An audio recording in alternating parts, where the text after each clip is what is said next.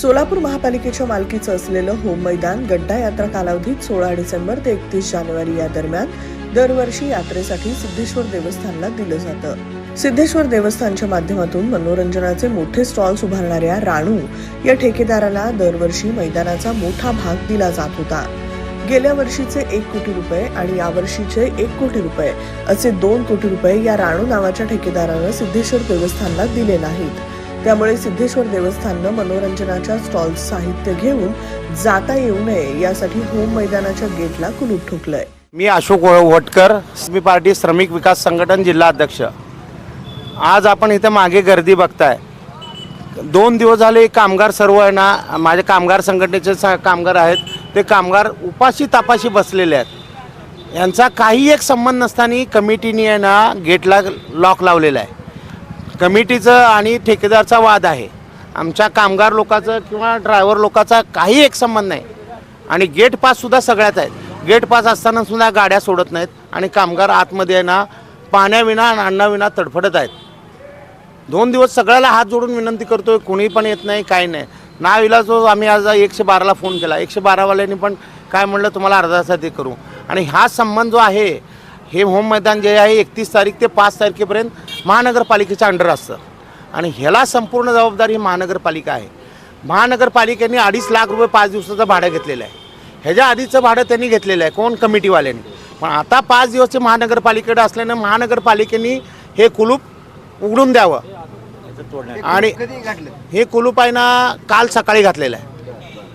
आणि आम्ही महानगरपालिकेच्या अधिकाऱ्यांना वगैरे आम्ही रिक्वेस्ट केली, हात जोडून हे केलं। ते अधिकारी आले, बघितले, 10-15 मिनिटात हे करतो। तुम्ही त्यांना बोला, करा आणि आम्हाला हे करा। आम्हाला कोणाला दोष द्यायचा नाही, काय नाही।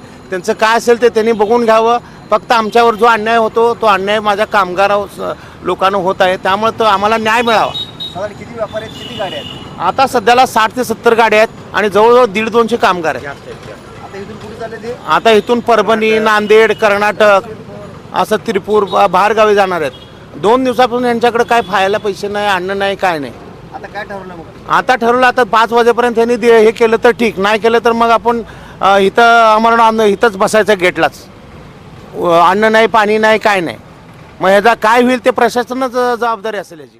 वास्तविक पाहता 1 फेब्रुवारीपासून या होम मैदानाचा ताबा महापालिकेकडे येतो। त्यामुळे देवस्थाननं घेतलेल्या भूमिकेबाबत महापालिकेच्या भूमी व मालमत्ता विभागाकडून काय निर्णय घेतला जातोय याकडे लक्ष लागलंय।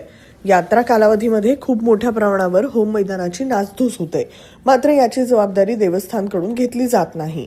त्यामुळे तत्कालीन जिल्हाधिकारी तुकाराम मुंढे यांनी होम मैदान सिद्धेश्वर देवस्थानला पैसे मिळवण्यासाठी नाही तर धार्मिक विधी करण्यासाठी दिलं जाईल आणि महापालिकेने यात्रा कालावधीतील भाडं वसूल करावं असा निर्णय दिला होता।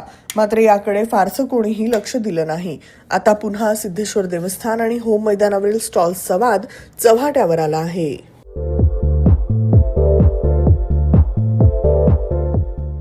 नांदेड, लातूर व धाराशिव जिल्ह्यातील टाटा मोटर्सचे अधिकृत कार डीलर पद्मजा मोटर्स आता सोलापूरमध्ये भव्य शोरूम आणि अद्ययावत वर्कशॉप, जीएसटी सूट मिळाल्याचा घ्या फायदा। नव्या शोरूम मध्ये सुरू झाली आता कार सर्व्हिस सेवा।